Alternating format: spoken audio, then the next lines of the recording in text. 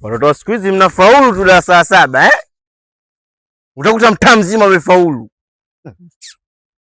Mnaichezea elimu, mletea mazoea ya elimu nyingi. Tuulizeni sisi. Hii la 7? Mtaa mzima umefaulu 3. 7 hii. Sasa hivi mtoto akafaulu, mnafaulu tu la 7 eh? Mnafaulu kizembezembe.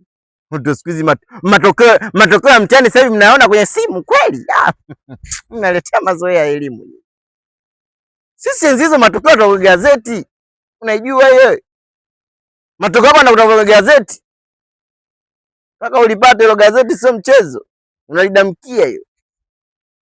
Mnashusha branding nani matokeo nani yani elimu ya siku hizi mna bahati ni watoto. Sasa hivi matokeo mnaangalia kwenye simu, eti mnaperuzi. Matokeo ndio kutafuta kwenye gazeti. Ukitoka hapo unakosa, yani mnakubandikwa na nani ofisi ya kata, imebandikwa mengi. Mnakutana pale juu pale. Mimi niko huko. Hujajiona rudi nyumbani kimasikitiki. Taa mzima sasa hivi mnafaulu, hamna naifeli. Kweli? Kweli? Na bahati sana hiyo. Na bahati sana. Serious. Si mtu za 7 hiyo kipindiko hiyo hatari hiyo.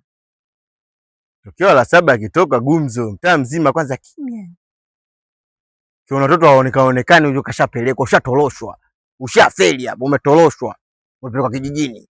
Wanaobaki mtaani wamefaulu, utakuta wangapi? 3. Unaanza kujipitia picha mtaani waonyeshe vipi matokeo. Amefaulu. Wenzangu na sisi tushasafirishwa. Umefeli kijijini.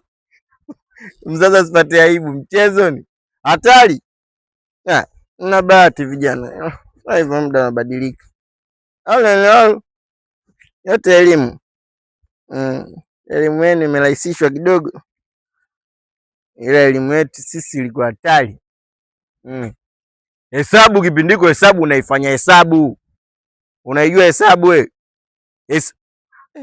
Maswali 50. Hesabu unafanya huku unaenda kujaza jibu nyuma kule. Sasa hivi hesabu mnachagua. Hesabu mnachagua kweli?